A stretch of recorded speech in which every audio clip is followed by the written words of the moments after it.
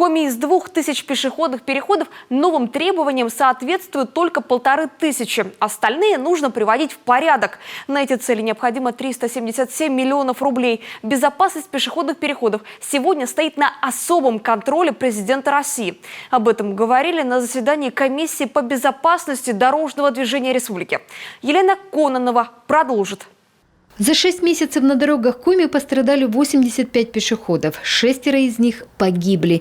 33 получили травмы. И не где-нибудь, а при переходе по зебре. Сегодня 4-я часть пешеходных переходов не соответствует современным требованиям, а значит небезопасно. Центр управления регионом собрал предложения жителей республики. Какие места требуют срочного решения? Больше всего сообщений получили из Сыктывкара. Например, жители Орбиты указывали, что возле 25-й школы необходимо установить элементы безопасности, которые бы препятствовали парковке транспортных средств в непосредственной близости от пешеходного перехода, потому как не все водители соблюдают это правило. Дети просто в силу небольшого роста скрываются за автомобилями, которые припаркованы возле пешеходного перехода. Такая проблема есть и в других муниципалитетах. По словам Владимира Уйба, нарушения в таких местах надо пресекать жестко, ставить бетонные формы, чтобы водители не смогли парковаться в неположенном месте и тем самым создавать аварийную ситуацию. Сегодня надо привести в порядок все пешеходные переходы в Коми. Особенно это касается тех муниципалитетов, где ситуация хуже всего. Это Увдарский район, Усинск и Сыктывкар. Для них, как отмечают глава, в 2023 году будет выделен 1 миллиард рублей.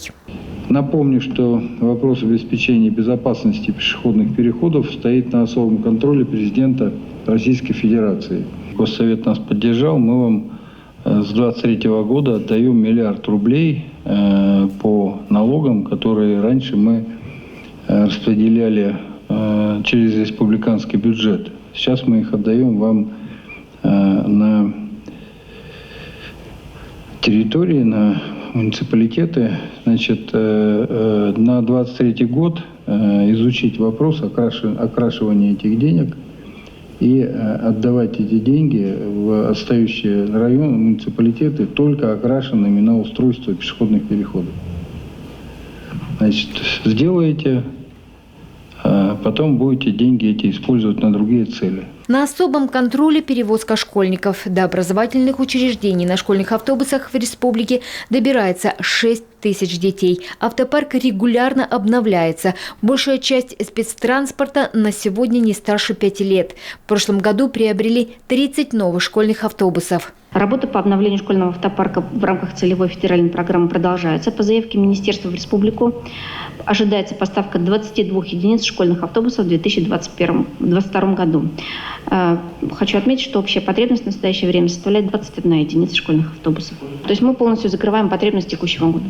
Тем не менее, есть проблема. 2 автобуса в Вижемском и 1 в Троицко-Печорском районах возят детей без техосмотра. На станцию техобслуживания они могут добраться только по Зимнику.